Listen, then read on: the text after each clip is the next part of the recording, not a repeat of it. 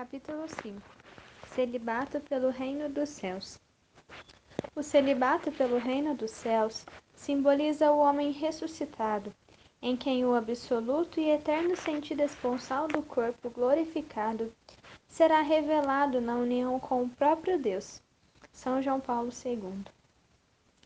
Retornemos à cena do velho Monsenhor interrompendo o casal sob as estrelas. É praticamente uma pintura. Dois amantes apaixonados e um padre celibatário olhando juntos para o céu. Os amantes remontam ao plano original de Deus, para o homem e a mulher, e o padre celibatário aponta para a frente, para o plano último, quando Eros encontrará a plena e superabundante realização nas núpcias da eternidade. Ambos precisam um do outro. O casal precisa do testemunho do celibatário para ajudá-los a direcionar o seu amor às estrelas. E os celibatários consagrados precisam do amor do homem e da mulher para mantê-los alicerçados no sentido esponsal de seus próprios corpos. À medida que continuamos com nossa exploração da TDC, veremos claramente como ambas as vocações fornecem uma plena resposta, de São João Paulo II, à pergunta acerca do significado de ser corpo, isto é, acerca do significado da masculinidade e da feminilidade de ser um homem ou uma mulher. O significado de ser humano. Nos 3 últimos capítulos, olhamos para nossa origem histórica e destino, a fim de responder à questão: o que significa ser humano? Então, o que isso significa? De forma breve, aprendemos que ser humano significa que somos chamados à comunhão. Comunhão com Deus e comunhão um com os outros, em um arrebatamento e êxtase que nunca cessarão. Isso significa que nós estamos em meio a uma história de amor, diz o Papa Francisco. Cada um de nós é um elo nessa cadeia de amor. E se nós não compreendemos isto, então nós não entendemos nada do que é a Igreja. Também aprendemos, ao longo dessas páginas, que nossos corpos contam essa história de amor, que o chamado à comunhão com Deus e com toda a humanidade está estampado exatamente em nossos corpos enquanto homem e mulher. O Eros nos foi dado por Deus precisamente para nos levar ao eterno matrimônio de Cristo com a Igreja. O que se passa tipicamente por cristianismo no mundo moderno, uma lista de regras opressoras destinadas exatamente a esmagar o Eros, não poderia estar mais distante daquilo que o cristianismo verdadeiramente é. Ele é um convite à satisfação última do Eros em uma eterna comunhão que está além dos nossos devaneios mais selvagens. À medida que nos damos conta de quem realmente somos como homem e mulher, também nos damos conta de como devemos viver. Damos-nos conta de que o amor é a vocação fundamental e inata de todo ser humano. E damos-nos conta de que existem 2 modos específicos de realizar a vocação da pessoa humana na sua totalidade ao amor: o matrimônio e a virgindade. Tanto um como o outro, na sua respectiva forma própria, são uma concretização da verdade mais profunda do homem, do seu ser à imagem de Deus. Os capítulos subsequentes são destinados ao sacramento do matrimônio, ao passo que o presente capítulo irá explorar a vida celibatária. São João Paulo II começa por aqui porque, como veremos, não podemos compreender o que é o sacramento do matrimônio a menos que antes compreendamos o celibato cristão. Este capítulo também se mostrará significativo para aqueles que estão solteiros, mas prefeririam não estar. Como São João Paulo II observou, uma compreensão adequada do celibato cristão pode iluminar e ajudar os que, por motivos independentes da sua vontade, não puderam se casar e depois aceitaram a sua situação em espírito de serviço. Um crescente número de homens e mulheres encontram-se solteiros e prefeririam muito não estar. Eu tenho uma grande reverência àquele grito do coração por um esposo. Sei o quão agonizante isso pode ser, tanto a partir da minha própria experiência de vida, quanto a partir da honra de ter, ao longo dos anos, muitas pessoas solteiras partilhando seus corações comigo. Todos nós experimentamos aquela dor da solidão e o anseio para que ela seja preenchida. Entretanto, a união com outro ser humano não satisfaz totalmente essa necessidade, como corretamente observou São João Paulo II. De fato, se o Eros é verdadeiramente um grito dos nossos corações pelo infinito, então o matrimônio que nós realmente desejamos é aquele já prometido a nós, as núpcias do Cordeiro. Sejamos nós solteiros, casados ou celibatários consagrados, orientar nossa visão para a eterna união é a única esperança que pode seguramente nos conduzir através dos inevitáveis sofrimentos e provas desta vida.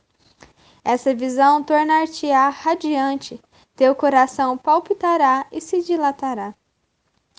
Nunca mais teremos fome, nunca mais tereis sede, pois o esposo vos levará às fontes de água viva e enxugará todas as lágrimas de seus olhos. Dar testemunho dessa esperança viva é a própria essência do celibato cristão. Eunucos pelo reino. Quando Jesus restabeleceu a perenidade do matrimônio de acordo com o plano original de Deus, seus discípulos, como muitos hoje em dia, concluíram que era melhor então não se casar. Em resposta à sua controvérsia, Jesus leva a discussão para um plano totalmente diferente. Porque há eunucos que o são desde o ventre de suas mães, há eunucos tornados tais pelas mãos dos homens, e há eunucos que a si mesmos se fizeram eunucos por amor do reino dos céus. Um eunuco é alguém fisicamente incapaz de ter relações sexuais. Na tradição cristã, um eunuco pelo reino dos céus é alguém que livremente abre mão das relações sexuais em antecipação daquele estado no qual o homem e a mulher não se casam nem se dão em casamento. O celibato pelo reino dos céus, portanto, é um sinal de que o corpo, cujo fim não é o túmulo, está destinado à glorificação. É, entre os homens, um testemunho que antecipa a futura ressurreição. Em certo sentido, o homem ou a mulher celibatários dão um passo para além das dimensões da história, enquanto vivem nas dimensões da história, e proclamam para o mundo que o reino dos céus está aqui, o matrimônio último chegou. O celibato cristão, assim, não é uma rejeição da sexualidade. Ele nos aponta para o propósito e o significado último da sexualidade. Por essa razão, os dois se tornarão uma só carne. Qual é a razão que São Paulo dá? O homem e a mulher tornam-se uma só carne como um sinal ou sacramento da eterna união de Cristo com a Igreja. Aqueles que permanecem celibatários pelo reino dos céus abrem mão do sacramento do matrimônio em antecipação da realidade celeste das núpcias do Cordeiro. Se não é bom que o homem esteja só, o celibato cristão revela que a satisfação última da solidão é encontrada somente na união com Deus. De certo modo, a pessoa celibatária livremente escolhe permanecer na dor da solidão dessa vida, a fim de dedicar todos os seus anseios para a única união capaz de satisfazê-la. A palavra celibato, lamentavelmente, geralmente não traz para as pessoas este profundo significado esponsal. É uma palavra negativa, no sentido de que nos fala o que essas pessoas não estão fazendo. Eunuco pode ter conotações ainda piores. Talvez fosse melhor definir essa vocação nos termos daquilo que ela abraça e antecipa, e não daquilo de que abre mão. Ela abraça e antecipa o matrimônio celeste. Todas as pessoas, é claro, independentemente de sua vocação particular, são chamadas a tornarem-se, pouco a pouco, dignas da união eterna com Deus, escreve São João Paulo II. O celibato cristão, enquanto dom de si que a pessoa humana faz por amor a Deus, adianta-se a esta união e indica o caminho a seguir. O celibato deve ser livremente escolhido. Uma pesquisa que recentemente circulou entre os padres apresentou uma questão mais ou menos assim: deveria o celibato ser uma escolha livre ou continuar a ser imposto pela Igreja? Ao contrário da opinião amplamente difundida, a Igreja não força ninguém a ser celibatário. As palavras de Cristo a eunucos que se fazem eunucos claramente indicam a importância da escolha pessoal desta vocação. Se alguém fosse forçado a ser celibatário, isso não seria mais legítimo do que se alguém fosse forçado ao matrimônio. Nós tendemos a esquecer na Igreja Latina que o celibato masculino é uma vocação em si, à parte do sacerdote. As igrejas orientais católicas e ortodoxa não somente possuem um válido presbiterato casado, mas também uma vibrante fraternidade de celibatários não ordenados. Isso existe no Ocidente também, mas não é tão proeminente. Como o catecismo indica, a Igreja Latina geralmente escolhe os seus sacerdotes entre os homens de fé que tenham escolhido o celibato como a vocação de sua vida. Isto parece explicar que a escolha do celibato deve vir primeiro.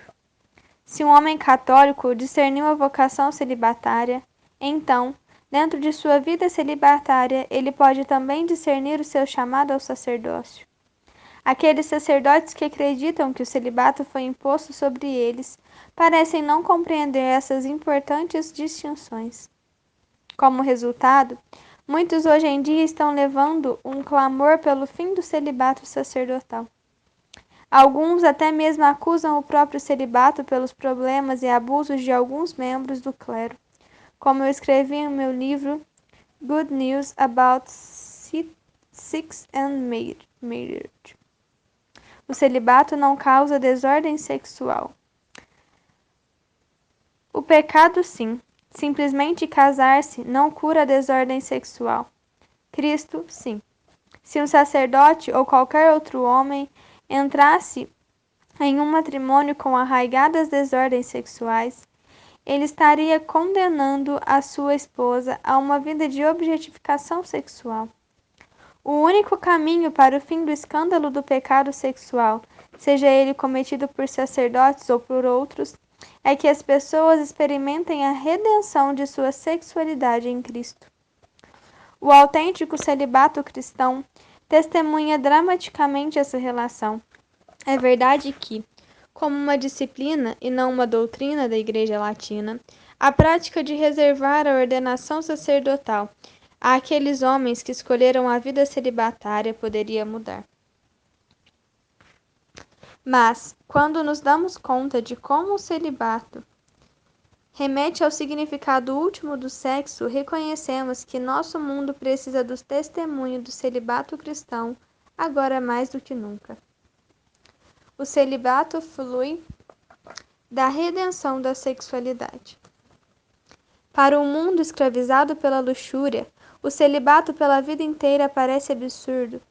A atitude geral do mundo em relação ao celibato cristão poderia ser resumida assim: Ei, o matrimônio é a única chance legítima que vocês cristãos têm para dar vazão às suas luxúrias. Por que cargas d'água vocês iriam querer abrir mão disso? Vocês estariam se condenando a uma vida de repressão sem esperança. Mas lembre-se que a indulgência e a repressão não são as únicas escolhas. Existe outro caminho para viver o dom da sexualidade desconhecido pelo mundo e, lamentavelmente, desconhecido também por muitos cristãos. É o caminho da redenção do Eros. A diferença entre o matrimônio e o celibato nunca deve ser compreendida como a diferença entre ter uma saída legítima para a luxúria sexual e ter que a reprimir. Cristo convida todos, não importa a sua vocação particular, a experimentar a redenção do domínio da luxúria. Somente a partir dessa perspectiva as vocações cristãs, celibato e matrimônio, fazem sentido. Ambas as vocações, se forem para ser vividas como Cristo pretende, devem fluir da experiência da redenção do corpo. Como São João Paulo II aponta, a pessoa celibatária deve submeter a pecaminosidade da própria humanidade às forças que brotam do mistério da redenção do corpo. Deve fazê-lo como todos os homens. É por isso que ele indica que o chamado ao celibato não é somente uma questão de formação, mas de transformação. Na medida em que uma pessoa vive essa transformação, ela não está presa à indulgência da libido, ela é livre na liberdade do dom. Para tal pessoa, sacrificar a união sexual, ícone pelo reino, a realidade para a qual o ícone aponta, não somente se torna uma possibilidade, mas também bastante atraente. A realidade, de fato, é infinitamente mais atraente do que o ícone. Pensar o contrário vira céu e terra de cabeça para baixo. Transforma o ícone em um ídolo. Dirigindo-se a celibatários consagrados acerca do papel do Eros em sua vocação, o frei Raniero Cantalamessa observou que o celibato cristão testemunha a verdade de que o objeto primário no nosso Eros, na nossa busca, desejo, atração, paixão, deve ser o Cristo. Ele continua: é só o que pode nos defender dos altos e baixos do coração. O amor dele não nos elimina a sedução das criaturas. O seu amor não nos subtrai a atração do outro sexo. Ela faz parte da nossa natureza que ele criou e não quer destruir. Ele nos dá força para vencer essas atrações com uma atração mais forte. Casto, escreve São João Clímaco, é quem afasta o Eros com o Eros. A Eros com E maiúsculo, o próprio fogo do amor de Deus. É para lá que o Eros e com E minúsculo, o fogo dentro de cada um de nós deve levar. E se descrevermos o amor de Deus com a palavra grega ágape, nos é mais familiar. Recordemos a afirmação do Papa Bento XVI de que o Eros se funde com o ágape.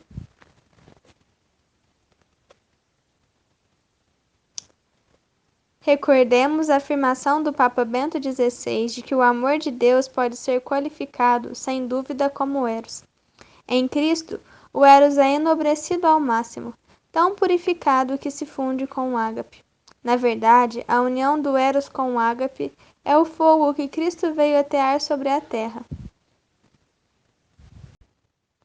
O ensinamento de São Paulo. Neste contexto, é importante compreender adequadamente o ensinamento de São Paulo sobre o matrimônio e o celibato em 1 Coríntios 7. Ele escreve que as pessoas que não podem guardar a continência, casem-se. É melhor casar do que abrasar-se. Acaso é um matrimônio destinado somente àqueles que não podem encarar o celibato? Acaso o matrimônio torna repentinamente ok a falta de autodomínio, luxúria de uma pessoa? Não de acordo com São João Paulo II. O santo polonês recorda-nos que não podemos interpretar as palavras de São Paulo desconectadas das palavras de Cristo sobre a luxúria. O verbo traduzido abrasar-se significa luxúria. Casar-se significa a ordem ética, o chamado a superar a luxúria, que São Paulo conscientemente introduz neste contexto.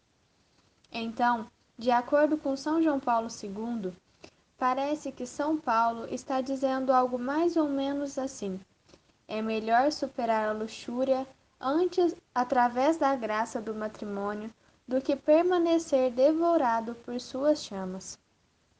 São João Paulo II reconhece que o ensinamento de São Paulo sobre o matrimônio e o celibato é marcado por um timbre próprio, em certo sentido, sua própria interpretação.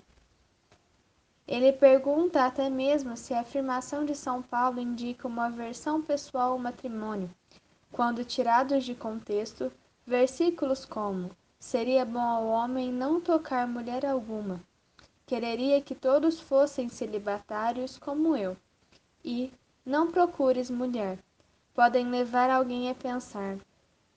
Mas São João Paulo II demonstra que uma leitura atenciosa de todo o texto conduz a uma conclusão diferente. São Paulo combate diretamente a ideia terrivelmente equivocada que circulava em Corinto de que o matrimônio e a união sexual eram pecaminosos. O matrimônio é um carisma recebido de Deus. Os esposos não devem se privar um do outro em sua relação sexual, se não for de mútuo acordo. E São Paulo elogia aqueles que se casam por fazerem bem. O celibato é melhor que o matrimônio? Porque então São Paulo diz que quem não casa faz melhor que aqueles que se casam? Com base nessas palavras, a Igreja tradicionalmente ensinou que o celibato é uma vocação objetivamente superior, mas isso deve ser entendido com muito cuidado. Do contrário, cairemos num erro sério. Muitos, erroneamente, concluíram que se o celibato é tão bom, então o matrimônio deve ser muito ruim. Se a abstenção do sexo torna uma pessoa pura e santa, então ter relação sexual mesmo no matrimônio deve tornar a pessoa manchada e suja. Não é este o pensamento da Igreja. Tais desvalorizações do matrimônio e da união sexual, na verdade, partem da heresia maniqueísta de que falamos anteriormente. São João Paulo II torna isso perfeitamente claro. A superioridade do celibato em relação ao matrimônio na autêntica tradição da Igreja nunca significou depreciação do matrimônio ou redução de seu valor essencial. Ela não significa uma mudança, mesmo implícita, das posições maniqueístas ou uma sustentação de formas de avaliar ou agir baseadas na compreensão maniqueísta do corpo e da sexualidade. No autêntico ensinamento da Igreja, não encontramos base alguma para qualquer desmerecimento do matrimônio. O celibato é o chamado excepcional, porque o matrimônio é o chamado normal nesta vida. É melhor não pelo celibato em si, mas porque é escolhido pelo reino. É melhor no sentido de que o matrimônio celeste, ao qual o celibatário se dedica mais diretamente, é superior ao matrimônio terreno. O celibato cristão dá àqueles que o vivem autenticamente um prelúdio ainda mais intenso da comunhão que está por vir com Deus e com todos os santos. Isso significa que se nós realmente desejamos seguir a Deus, devemos tornar todos celibatários? Não. Como escreve São Paulo, cada um recebe de Deus um dom particular, um este, outros aquele. Devemos discernir cuidadosamente em oração qual o dom que Deus nos deu. Subjetivamente falando, a melhor vocação é aquela a qual Deus nos chama como o nosso dom pessoal. Se o matrimônio é o seu dom, rejubile-se. É este o seu caminho para o céu. Se o celibato é o seu dom, rejubile-se. É este o seu caminho para o céu.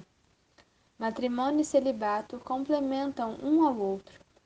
O matrimônio e o celibato, obviamente, diferem-se de maneira importante. Contudo, essas diferenças não entram em conflito. Os valores de uma e de outra vocação interpenetram-se. De fato, o matrimônio e o celibato explicam-se e completam-se reciprocamente.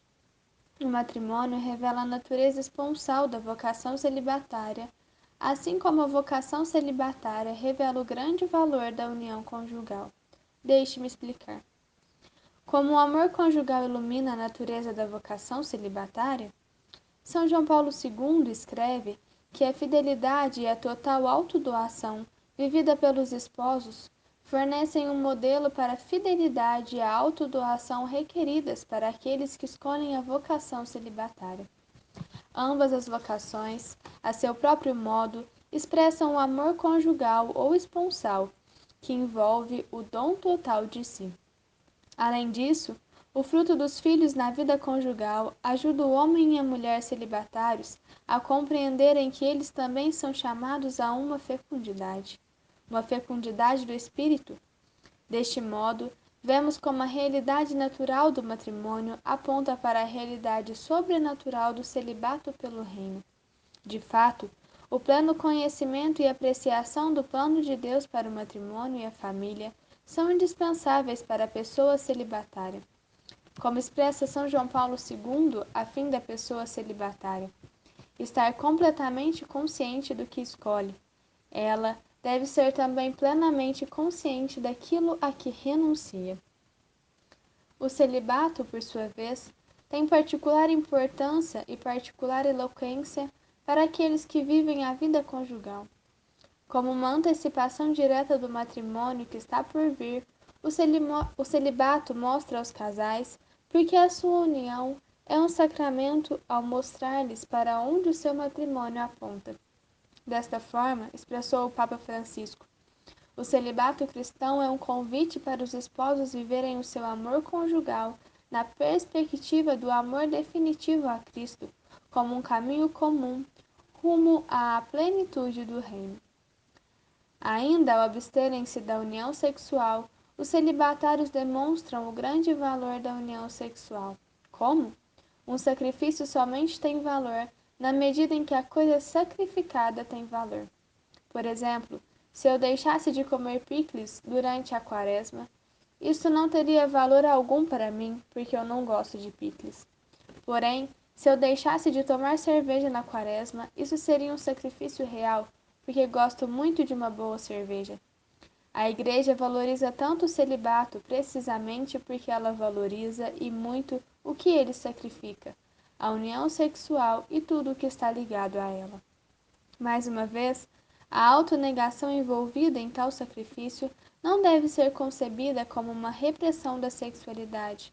O celibato pelo reino é destinado a ser uma fecunda vivência da redenção do desejo sexual, compreendido como o desejo de fazer-se um dom sincero para os outros. O celibato expressa o sentido esponsal do corpo. Como nós podemos ver, o matrimônio e o celibato estão muito mais intimamente relacionados do que a maioria das pessoas imagina. Ambas as vocações fornecem uma plena resposta para o significado da sexualidade. Este significado é a autodoação à imagem de Deus. Como resultado, não deveria nos surpreender que sempre que a cultura desvaloriza a sexualidade, ela inevitavelmente desvaloriza o matrimônio e a vocação celibatária. A revolução sexual do século XX certamente demonstrou isso na prática. São João Paulo II insiste que a vida celibatária da qual Cristo falou deve fluir de uma profunda e madura consciência do sentido esponsal do corpo. Somente sobre essa base, o celibato pelo reino encontra uma plena garantia e motivação. Assim, se alguém escolhe essa vocação com base no medo ou rejeição do sexo, ou devido a profundas feridas sexuais que a fazem evitar uma vida conjugal saudável, isso não corresponde ao chamado de Cristo. Se rejeitamos o sentido esponsal de nossos corpos, nós violentamos a imagem de Deus inscrita em nossa humanidade como homens e mulheres. O sentido esponsal do corpo é o elemento fundamental da existência humana no mundo. Ele revela que a pessoa humana é criada para ser um dom para o outro. As palavras de Cristo sobre o celibato mostram que que se apresenta como a base do matrimônio, também está na base do celibato, pelo reino dos céus. Portanto, sobre a base do mesmo sentido esponsal do corpo, pode ser formado o amor que compromete uma pessoa ao matrimônio, mas também pode ser formado o amor que compromete uma pessoa ao celibato pelo reino dos céus. O ponto é que nossa sexualidade nos chama a nos entregarmos a um amor de doação. A pessoa celibatária não rejeita esse chamado, ela somente o vive de um modo diferente. Cada homem, em virtude do sentido esponsal de seu corpo, é chamado de alguma forma a ser tanto esposo como pai. Cada mulher, em virtude do sentido esponsal de seu corpo, é chamada de alguma forma a ser tanto esposa como mãe. Como uma imagem de Cristo, o homem celibatário casa-se com a Igreja. Através de seu dom corporal de si, ele gera numerosos filhos espirituais. Como uma imagem da Igreja, a mulher celibatária casa-se com Cristo. Através de seu dom corporal de si, ela gera numerosos filhos espirituais. É por isso que os termos esposo, pai, irmão, filho, esposa, mãe, irmã, filha são aplicáveis tanto ao matrimônio e à vida familiar, quanto àqueles que escolhem o celibato pelo reino. O matrimônio celibatário de José e Maria. Concluiremos nossa discussão sobre o celibato olhando brevemente para a excentricidade do matrimônio virginal de Maria e José. A Igreja Católica ensina que foi dado a Maria e ao José um chamado excepcional para abraçar ambas as vocações, celibatária e matrimonial, ao mesmo tempo. Em outras palavras, eles viveram o matrimônio terreno e o matrimônio celeste simultaneamente. Por sua vez, seu matrimônio virginal desempenhou um papel indispensável no matrimônio entre o céu e a terra, o Verbo feito carne. Deste modo, José e Maria tornaram-se as primeiras testemunhas de uma fecundidade diversa da carnal, isto é, da fecundidade do Espírito. O que nela foi concebido vem do Espírito Santo. José e Maria permaneceram virgens não porque o sexo é mau. Como um casal casado, a eles foi dado o chamado excepcional de viverem sua sexualidade de acordo com o seu significado último, total abertura e autodoação a Deus. Abraçando na terra a dimensão celeste da sexualidade, eles permitiram que o céu penetrasse a terra. Como nós temos desvendado ao longo deste livro, a união sexual, desde o princípio, estava destinada a prefigurar a união entre Deus e o homem. Cristo e a Igreja, desfazendo o não de Eva, Maria, a nova Eva, representa toda a raça humana ao dar o seu sim à proposta de casamento de Deus. Mesmo durante sua jornada na terra, Maria já participava unicamente das núpcias celestes. Para ela, envolver-se em um ato sexual seria como dar um passo para trás. Ao contrário, ela arrastou José para a frente, para o mistério virginal da união com Deus. Se a Igreja apresenta a Sagrada Família como modelo para as famílias, isso não implica que os casais casados nunca devem ter relação sexual. José e Maria são um modelo para todos os casais casados devido ao seu exemplo de total autodoação. O chamado normal é para os esposos seguirem o modelo da Sagrada Família, vivendo sua união em uma só carne em total autodoação. Deste modo, os esposos também trazem Cristo ao mundo, porque o seu abraço conjugal, quando vivido como Deus pretende, proclama o mistério de Cristo. Iremos desvelar mais precisamente o modo como a união em uma só carne proclama o mistério de Cristo no próximo capítulo. Capítulo 6. Matrimônio como um dom divino.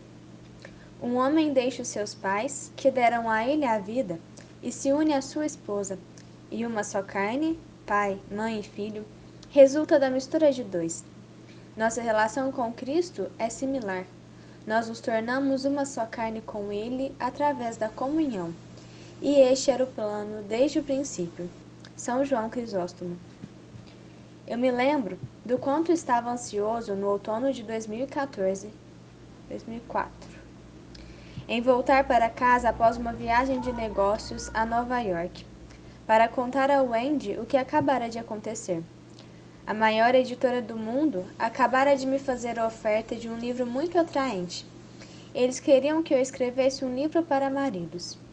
Esperando que ela se alegrasse comigo com esta grande oportunidade, fiquei chocado quando sua face imediatamente se desanimou ao ouvir o título do livro. Qual é o problema? Questionei em voz alta. Wendy respondeu: Você e eu precisamos conversar. E isso será longo e será doloroso. O que você está dizendo? Eu perguntei desnorteado. Apenas digo o seguinte: Você não está em nenhuma posição de escrever um livro para maridos chamado Amando-a Justamente. Seria um eufemismo dizer que aquele diálogo foi um alerta para abrir os olhos. Por vários meses organizei-me para ter alguém cuidando das crianças, uma vez por semana, de modo que nós pudéssemos ter tempo para conversar. Na verdade, na maior parte do tempo, o Andy falou e eu só ouvi. Para mim, era hora de ouvir da minha esposa o que era estar casada há 10 anos com o cara da teologia do corpo. Ela estava certa. Aquilo foi longo e foi doloroso. Em meio a muito trigo em nosso relacionamento, também havia muito joio, e ao invés de tratar deles, eu estava viajando pelo mundo falando para as pessoas sobre a TDC. Não era bom. Quando me casei, em 1995, eu já estava estudando e partilhando a TDC com outras pessoas há 2 anos. A vida de casado me ensinou que uma coisa é ter na sua cabeça um monte de boa teologia sobre o plano de Deus para o homem e a mulher. Outra coisa é viver tudo isso. Uma coisa é escrever livros, dar palestras e ensinar turmas sobre a TDC. Outra coisa é passar pelas dolorosas purificações das quais São João Paulo II fala e que são uma parte absolutamente necessária da jornada. Bendito seja Deus por sua misericórdia e pela da minha esposa. Primeiro ingrediente para um matrimônio bem-sucedido. Este é o ingrediente número 1 para um matrimônio de sucesso: misericórdia. Devemos ter isso em mente à medida que nos aventuramos nessa seção dos ensinamentos de São João Paulo II. Aqui ele nos apresentará toda a glória do que Deus deseja para a relação do homem e da mulher. De fato, ele insiste que, se nós escolhemos o matrimônio como nossa vocação, devemos optar por ele tal como foi instituído pelo Criador desde o princípio. Como já vimos, o plano divino original para o matrimônio é glorioso, mas todos nós estamos privados da presença de Deus. Conforme nos diz São João Paulo II, todos nós devemos lutar como um fantasma de tendências pecaminosas, para não mencionar as faltas, quedas e fraquezas. À luz disso tudo, seria ao mesmo tempo, ao menos possível, para os casais recuperarem o esplendor original do plano de Deus? O Catecismo responde: como Jesus veio para restabelecer a ordem inicial da criação, perturbada pelo pecado, ele mesmo dá a força e a graça para viver o casamento na nova dimensão do reino de Deus. Portanto, é seguindo a Cristo, renunciando a si mesmos e tomando cada um sua cruz, que os esposos poderão compreender o sentido original do casamento e vivê-lo com a ajuda de Cristo. Como veremos mais claramente, à medida que seguimos o matrimônio, enquanto sacramento, mergulha os esposos exatamente no coração do mistério de Cristo, o mistério através do qual nós descobrimos que a graça de Deus nos basta, uma vez que o seu poder é tornado perfeito em nossas fraquezas. E isso significa que o homem não deve desanimar se o seu amor segue caminhos tortuosos, porque a graça tem o poder de torná-los direitos. O sacramento. Neste capítulo, começaremos a desvendar a seção do ensinamento de São João Paulo II, que ele chama de o sacramento. O matrimônio, assim como todos os outros sacramentos, tem tanto uma dimensão divina quanto uma dimensão humana. A dimensão divina que nós veremos aqui refere-se ao dom celeste que Deus prodigaliza sobre nós no sacramento. A dimensão humana, que veremos no próximo capítulo, refere-se ao sinal físico através do qual Deus comunica o seu dom. Nós vemos a dimensão humana na primeira metade desta afirmação, chave de Efésios, e a dimensão divina na segunda parte. Por isso, o homem deixará pai e mãe e se unirá à sua mulher, e os dois constituirão uma só carne. Esse mistério é grande, quero dizer, com referência a Cristo e à Igreja. Através da dimensão humana da sua união, os esposos são assumidos na dimensão divina da aliança de amor de Deus com a humanidade, a união de Cristo com a Igreja. Ao chamar esta seção de o sacramento, São João Paulo II nos dá certo insight acerca da relação dessas duas uniões. marido, mulher e Cristo, igreja. O sacramento, obviamente, refere-se ao matrimônio, mas o matrimônio não se refere somente ao matrimônio. O matrimônio, propriamente compreendido, estende-se a algo tão amplo que abarca o universo. Matrimônio, como sacramento, refere-se ao modo pelo qual o eterno mistério de Deus se tornou visível e por isso entrou na esfera do sinal. E como tal, o matrimônio, desde o princípio, preparou o caminho para o casamento do próprio Deus conosco, em uma só carne. No princípio, o mistério de Deus tornou-se visível através do sinal original da união do homem e da mulher, na plenitude dos tempos. Este mesmo mistério tornou-se visível através do novo sinal da união de Cristo e da Igreja. Como compreenderemos mais profundamente neste capítulo, o grande mistério é encontrado precisamente no fato de que estes dois sinais se tornarão um só. Estes dois grandes sinais, a união marido-mulher e a união Cristo-Igreja, expressam um mistério, e assim formam um grande sacramento, o sacramento. Tudo isso está contido, como veremos, no maravilhoso ensinamento de São Paulo em Efésios 5. A coroa de todos os temas da Escritura. Como nós dissemos no capítulo 1, é virtualmente impossível exagerar no quão importante Efésios 5 é para São João Paulo II. Ele vê nessa passagem a coroa de todos os temas da Sagrada Escritura, a realidade central de toda a revelação divina. De fato, ele acredita que Efésios 5 contém o que Deus deseja acima de tudo transmitir para a raça humana em seu verbo. O que Deus deseja acima de tudo nos transmitir em seu verbo? Que Ele nos ama, que Ele tem um eterno desejo de ser um conosco, na carne, por meio de seu Filho, Jesus Cristo. Em uma palavra, ou melhor, 5, Deus quer se casar conosco. São João Paulo II observa que, embora os profetas tenham falado com ousadia sobre o amor esponsal de Deus por Israel, este mistério foi apenas parcialmente aberto no Antigo Testamento. Em Efésios 5, o mistério do amor esponsal de Deus é plenamente desvelado. Entenda-se sem deixar de ser mistério. Por sua vez, nós nos tornamos testemunhas de um particular encontro daquele mistério com a essência mesma da vocação para o matrimônio. Em nosso exame oracional de Efésios 5, devemos tentar compreender possivelmente até o fundo quanta riqueza de verdade revelada por Deus está contida no âmbito daquela página estupenda.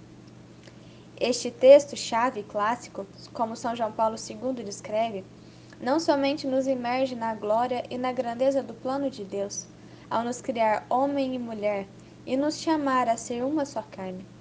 Ainda mais, ele serve como compêndio, a suma, em determinado sentido, do ensinamento sobre Deus e o homem, que Cristo levou à perfeição.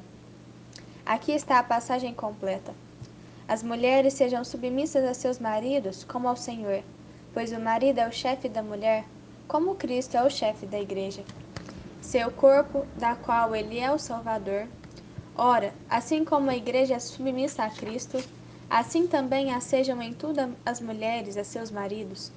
Maridos, amai as vossas mulheres como Cristo amou a igreja e se entregou por ela para santificá-la, purificando-a pela água do batismo com a palavra, para apresentá-la a si mesmo, toda gloriosa, sem mácula, sem ruga, sem qualquer outro defeito semelhante, mas santa e irrepreensível. Assim os maridos devem amar as suas mulheres, como a seu próprio corpo. Quem ama a sua mulher, ama-se a si mesmo. Certamente, ninguém jamais aborreceu a sua própria carne.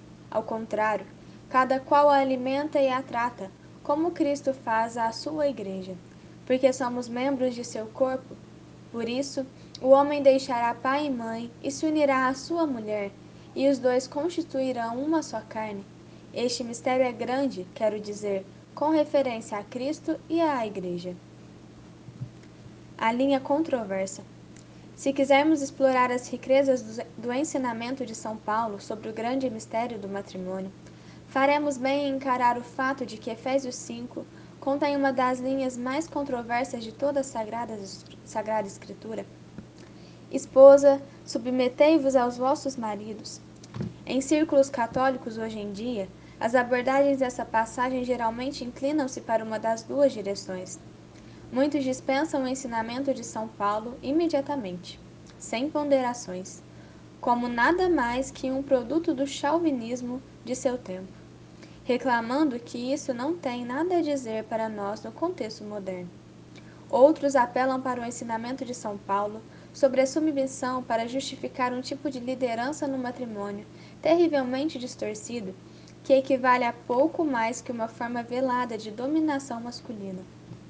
Ao ler a passagem dentro do contexto, tanto o contexto geral da Escritura como o contexto cultural no qual São Paulo escreveu, São João Paulo II oferece uma análise muito equilibrada e convincente do ensinamento de São Paulo sobre a submissão que evita erros de ambos os lados. A Escritura deixa muito claro que a tendência do homem de dominar a mulher é o resultado específico do pecado original. Antes do pecado, a ordem original do amor chamava o esposo a iniciar o dom de si à imagem de Deus. A mulher, por sua vez, reconhecendo a sinceridade do dom de seu esposo, desejava acolhê-lo e retribuí-lo, formando assim uma verdadeira comunhão de pessoas. Somente o pecado original, e somente em consequência deste, Deus disse à mulher: Teu desejo te impelirá ao teu marido, e tu estarás sobre teu domínio. Os termos traduzidos como desejo e dominará indicam os efeitos trágicos do pecado sobre a comunhão original do homem e da mulher. A iniciação do dom se deformou na tendência pecaminosa de dominar a mulher, e o anseio da mulher por receber e retribuir o dom sincero de si também foi desvirtuado em um manipulador autointeresse. Como veremos, São Paulo não está de nenhuma forma justificando essas tendências pecaminosas no matrimônio. Justamente o contrário, ele está chamando os esposos de volta à ordem original do amor, através da redenção alcançada para eles em Cristo. O gênio evangélico de São Paulo. Assim como todos nós, São Paulo era certamente afetado por sua cultura. Como São João Paulo II escreve, ele não teme aceitar esses conceitos que eram próprios da mentalidade e dos costumes de então. Diversa é, certamente, a nossa sensibilidade contemporânea, e diferente é a posição social da mulher diante do homem. Mas se simplesmente dispensamos as palavras de São Paulo como nada além de um produto de sua cultura politicamente incorreta, perdemos junto com isso o seu gênio evangélico. Como qualquer grande evangelista, São Paulo apela para a linguagem e os costumes da cultura que ele está tentando alcançar, enquanto injeta naquela linguagem e naqueles costumes o mistério de Cristo. Em Efésios 4, lembre-se, contexto é chave. São Paulo exorta explicitamente aos cristãos: não persistais em viver como os pagãos. Eles têm o entendimento obscurecido por causa de seu coração endurecido. Então, despojai-vos do homem velho, corrompido pelas concupiscências enganosas. Renovai sem cessar o sentimento da vossa alma, e revesti-vos do homem novo, criado à imagem de Deus, em verdadeira justiça e santidade. Tudo isso deveria soar bem familiar a nós, a esta altura. Quem também falou de dureza de coração e de como ela distorce a relação sexual? Quem também convidou o homem e a mulher a viverem na verdadeira retidão e santidade, experimentando a redenção da luxúria?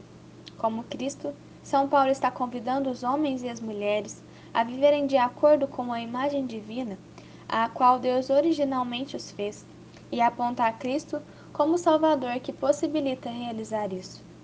Quando os versículos contestados e detestados de Efésios 5 são lidos em seu contexto inteiro, nós nos damos conta de que São Paulo, longe de diminuir as mulheres e absorver os homens abusadores, está restaurando o único fundamento seguro para o adequado equilíbrio do amor entre os sexos. Com efeito, ele está dizendo algo como: vocês querem falar sobre submissão no matrimônio? Certo, mas isso significa uma coisa para os gentios. Aqui está como os seguidores de Cristo devem vê-lo. mútua submissão por temor a Deus. Note que a primeira coisa que São Paulo diz aos esposos é: sujeitai-vos uns aos outros no temor de Cristo. Como enfatiza São João Paulo II, Efésios 5 chama os esposos a uma mútua submissão. Aqueles que pensam que São Paulo estava simplesmente regurgitando um preconceito cultural contra as mulheres não compreendem o quão anticultural essa ideia era. São João Paulo II insiste que São Paulo não pretende dizer que o matrimônio é um pacto de domínio do marido sobre a mulher. O amor faz que, ao mesmo tempo, também o marido seja submisso à mulher. Ele acrescenta que ser submissa ao esposo significa ser plenamente doada. Portanto, a mútua submissão significa uma recíproca doação. Isso significa que ambos os esposos realizam e vivem o sentido esponsal de seus corpos, que os convida ao dom de si mútuo e sincero. Cristo, que entregou o seu corpo por sua esposa, deve ser a fonte e o modelo desta autodoação. Os esposos cristãos se dão um ao outro no temor de Cristo. São João Paulo II chega ao ponto de dizer que esse temor não é outra coisa senão uma forma espiritualmente madura da mútua atração entre os sexos, daquele fascínio recíproco do homem pela feminilidade e da mulher pela masculinidade. Em outras palavras, o temor a Cristo resulta de uma experiência vivida da redenção, da atração e do desejo sexual, da redenção do Eros. Através de uma contínua conversão, nós, gradualmente, experimentamos aquele nível maduro de pureza do qual falamos anteriormente. O homem e a mulher puros veem o mistério de Cristo revelado através de seus corpos. Isso não é simplesmente uma teoria ou conceito. O homem e a mulher puros sentem isso em seus corações. Eles compreendem que o chamado à união, inscrito em sua sexualidade, é um grande mistério, que proclama a união de Cristo com a Igreja. À medida que experimentamos isso como conteúdo das nossas atrações sexuais, nós não queremos viver a luxúria, nós queremos nos prostrar. À medida que vivemos o que São Paulo nos chama a viver, a luxúria torna-se desgostosa para nós. O grande mistério da sexualidade, por sua vez, preenche-nos com um profundo encanto, temor respeitoso e admiração. Em outras palavras, ele preenche-nos com temor a Cristo. A reverência pelo grande mistério, revelado por meio de nossa sexualidade, abre um horizonte de liberdade e alegria, previamente inacessível para nós. Passamos a nos possuir e a possuir as nossas paixões. O Eros não mais nos controla, nós o controlamos. E, em uma feliz liberdade, somos capazes de direcionar os desejos eróticos para o sincero dom de si. Uma coisa é, de fato, a satisfação das paixões, observa São João Paulo II. Outra, a alegria que o homem encontra em possuir-se mais plenamente a si mesmo, podendo deste modo tornar-se ainda mais plenamente um verdadeiro dom para outra pessoa. É claro, há sempre uma necessidade cada vez mais profunda de purificação a esse respeito. Ninguém pode considerar-se com o domínio de si definitivamente adquirido. Supõe um esforço a ser retomado em todas as idades da vida. Mas o esforço que isso requer nos recompensa 1000 vezes mais, permitindo-nos encontrar a liberdade para a qual Cristo nos libertou e garantindo-nos provas do amor e da alegria pelos quais os nossos corações verdadeiramente anseiam. Submissão dentro da analogia esponsal. Se São Paulo está apenas regurgitando a ideia cultural de que as esposas são propriedade de seus maridos, a revolta feminista contra Efésios 5 é bem compreensível. Na ausência da redenção, as palavras de São Paulo só podem ser vistas como uma admoestação para as mulheres se resignarem à luxúria e à tirania dos maridos. Mas a redenção foi realizada. O conhecimento de que Cristo morreu e ressuscitou para nos dar o poder de viver de acordo com o plano do amor original de Deus imbui profundamente todo o ensinamento do apóstolo sobre o matrimônio. De fato, ele apresenta a redenção em si através da analogia do amor esponsal e da união sexual. De acordo com a analogia, a esposa é a imagem da igreja e o esposo é a imagem de Cristo. A analogia obviamente falha. Exemplo: nenhum marido é a imagem perfeita de Cristo e nenhuma esposa é a imagem perfeita da esposa sem manchas de Cristo.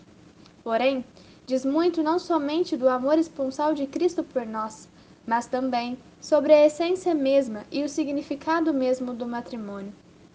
Nós aprendemos que o matrimônio corresponde à vocação dos cristãos, só quanto reflete o amor que dá Cristo esposo à igreja, sua esposa, e que a igreja procura devolver a Cristo.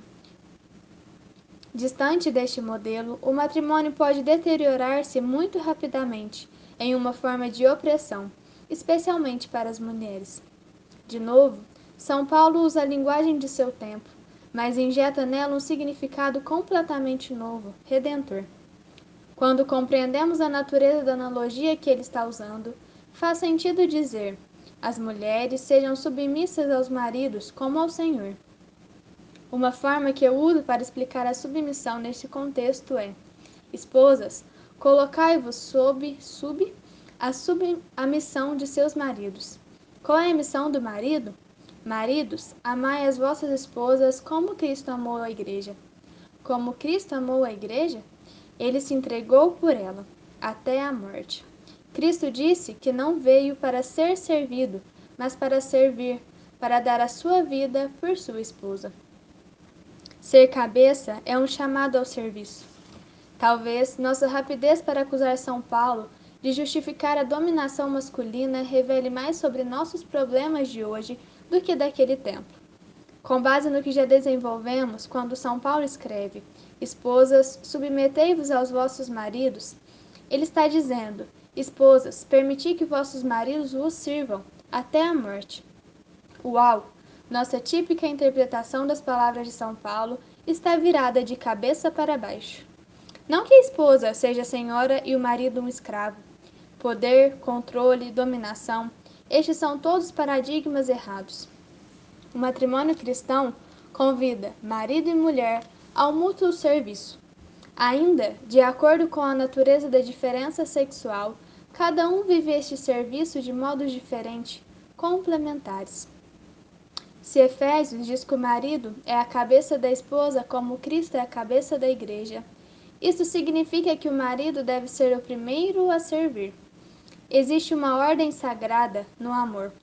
Ao se referir à imagem de Cristo e da igreja, São João Paulo II escreve que o marido é acima de tudo aquele que ama, e a esposa, por outro lado, é aquela que é amada. Então, podemos concluir que a submissão da mulher ao marido significa, sobretudo, provar o amor. Tanto mais que esta submissão se refere à imagem da submissão da Igreja a Cristo, que certamente consiste em provar o seu amor. Podemos e devemos aplicar essa atitude de ser o primeiro a servir em todas as áreas da vida conjugal. Mas como isso deve acontecer no leito conjugal? São João Paulo II escreve que, se um marido quiser verdadeiramente amar a sua esposa, não seja ele o único a atingir o ponto culminante da excitação sexual.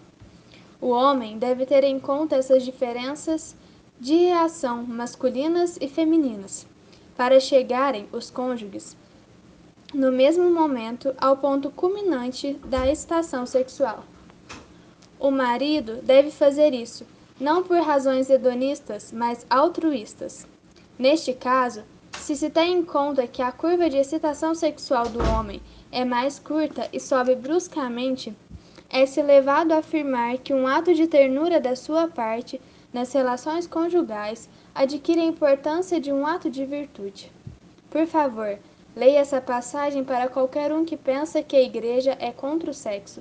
Quão distante da verdade!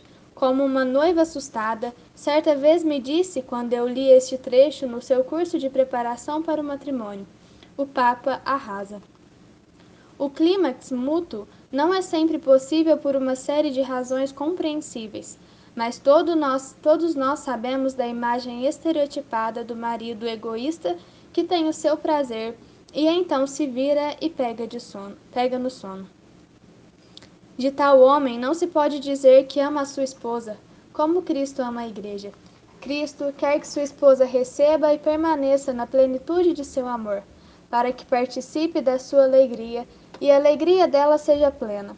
E sim, o ato conjugal deve ser uma expressão e uma experiência dessa alegria. A jornada para a cura.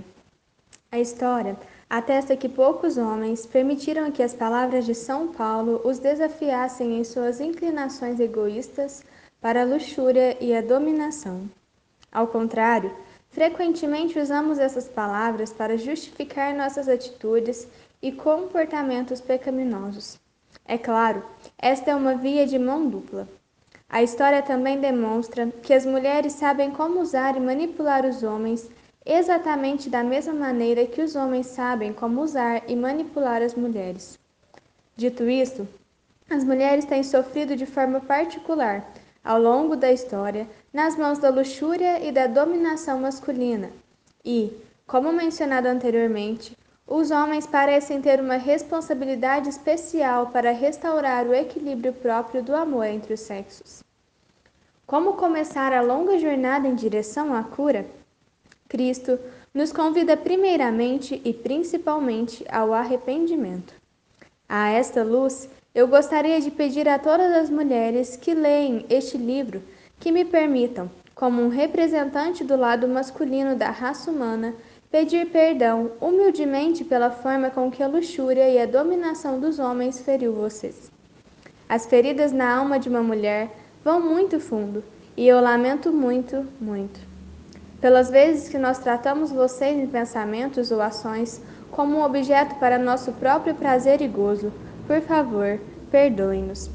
Pelas vezes que nós as ignoramos ou rejeitamos porque vocês não atingiram os nossos impossíveis padrões de beleza ou não excitaram nossa luxúria, por favor, perdoem-nos.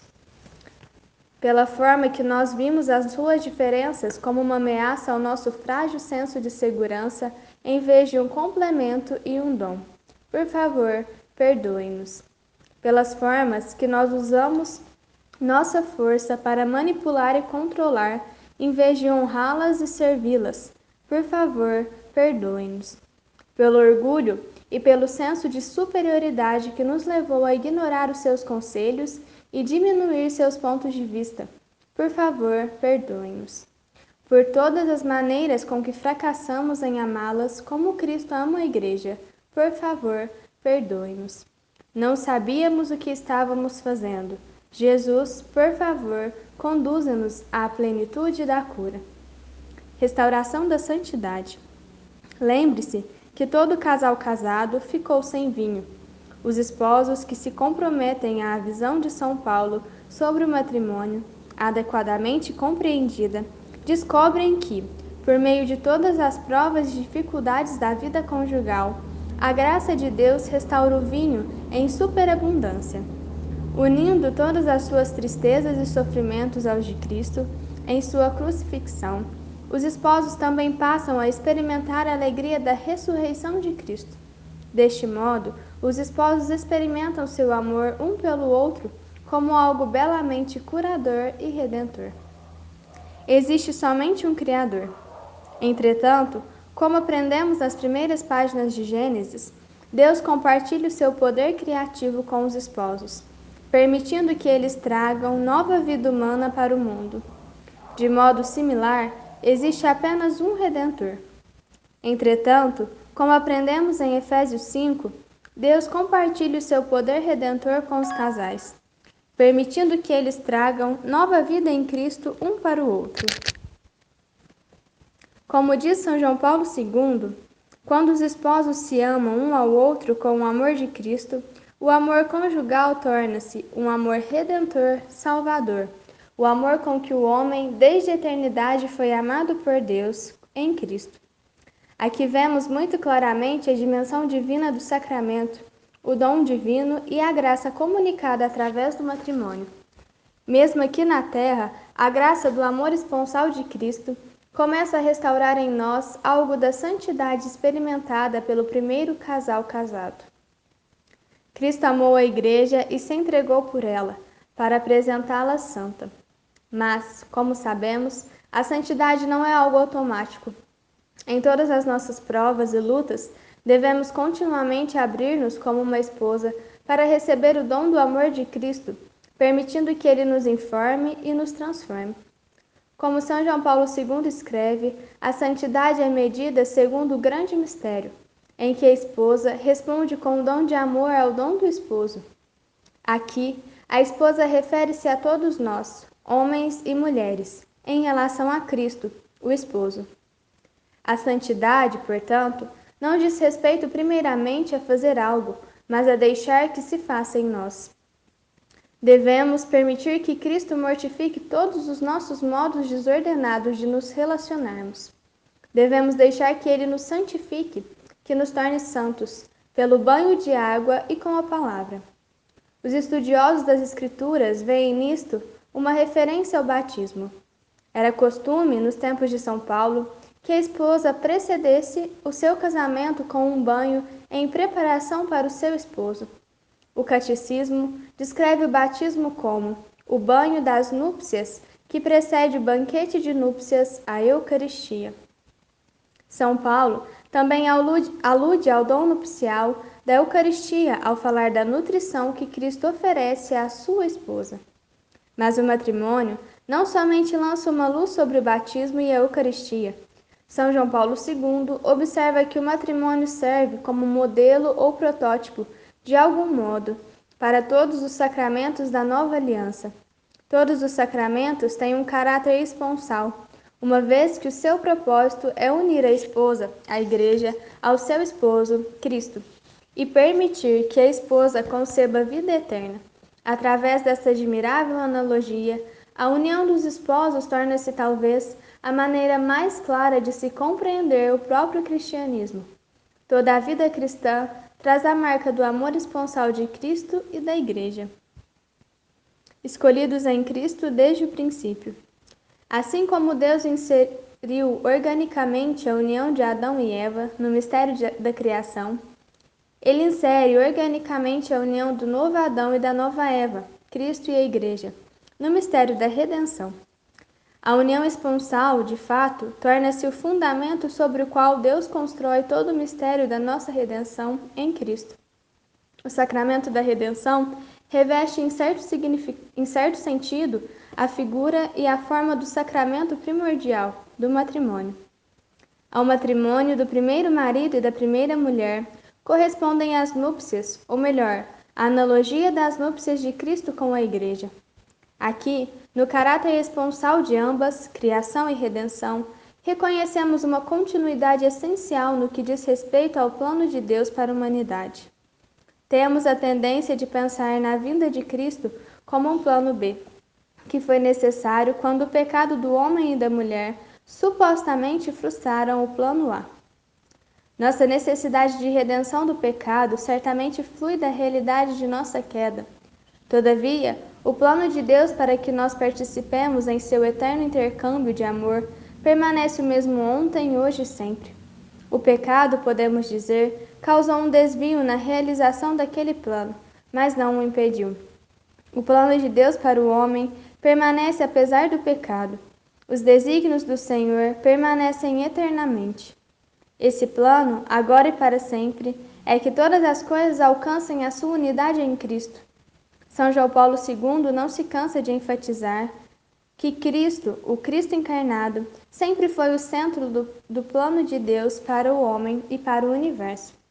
Conforme escreveu na primeira linha de sua primeira carta encíclica, Jesus Cristo é o centro do cosmos e da história. Deus não nos destinou à união com Cristo não somente após o pecado, e não somente para nos redimir do pecado. Deus, antes da criação do mundo, nos escolheu. Este é o dom divino que o matrimônio comunica ao mundo. Esta é a história que nossos corpos contam. Nós fomos escolhidos em Cristo para nos unirmos a Deus para sempre em uma eterna aliança de amor. Isso significa que a graça da inocência original, lembre-se das experiências originais da solidão, unidade e nudez, nos foi dada em consideração daquele, Cristo, embora, segundo as dimensões do tempo e da história, ela tenha precedido a encarnação. Em outras palavras, o amor e a graça que o homem e a mulher conheceram no princípio, por meio dos seus corpos, era uma prefiguração ou uma prévia, de algum modo, do amor e da graça que Cristo derramaria na história por meio de seu corpo. De fato, o amor que o primeiro casal conheceu em seus corpos dependia de alguma forma do amor que Cristo derramaria por sua esposa, a Igreja. A criação prefigura e nos prepara para a redenção. A união do primeiro Adão e da primeira Eva prefigura e nos prepara para a união do novo Adão e da nova Eva, Cristo e a Igreja. Mais uma vez, embora isso geralmente requeira o repensar de percepções tidas comumente, a encarnação não é um pensamento posterior na mente de Deus. Como o catecismo confirma, desde o início, Deus tinha em vista a glória da nova criação em Cristo.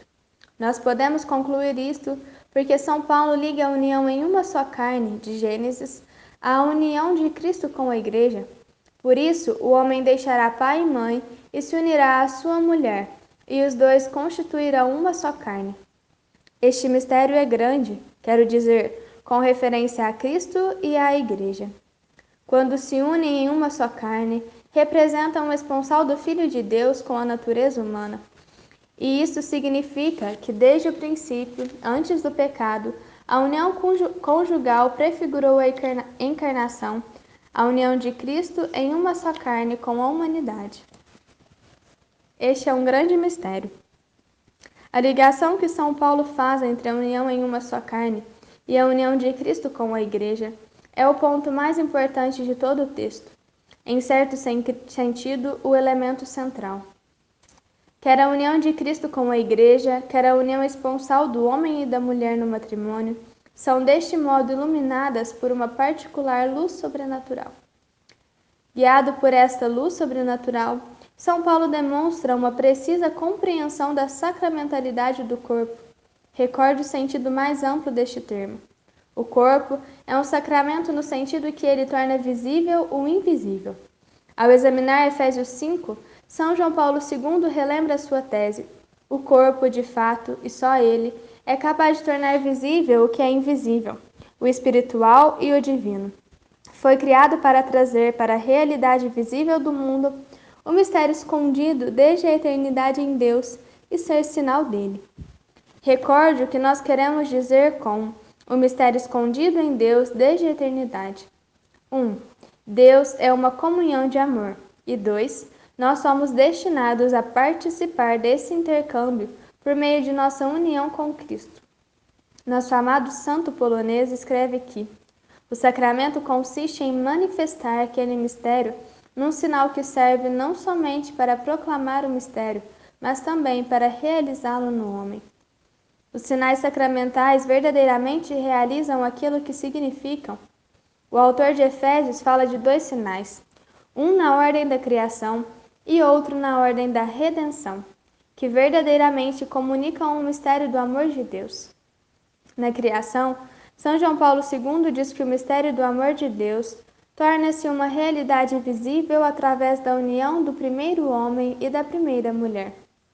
Na redenção, aquele mesmo mistério de amor torna-se uma realidade visível, na união indissolúvel de Cristo com a Igreja, que o autor da Epístola aos Efésios apresenta como a união esponsal dos cônjuges.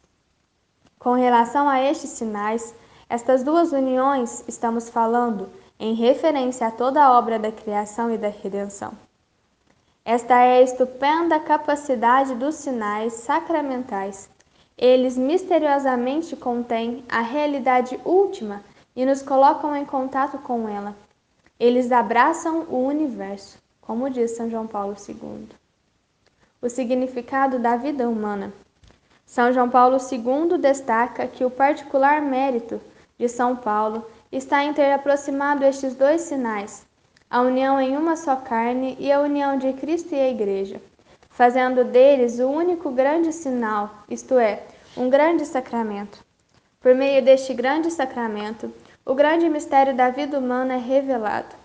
A ligação entre essas duas uniões é obviamente importante para a vocação cristã dos maridos e das esposas. Entretanto, ela é igualmente essencial e válida para a compreensão do homem em geral, do problema fundamental da compreensão de si e da autocompreensão do seu ser no mundo. Na verdade, é nessa ligação que nós encontramos a resposta ao interrogativo sobre o sentido de ser corpo. Qual é este sentido? Somos convidados a amar como Cristo ama.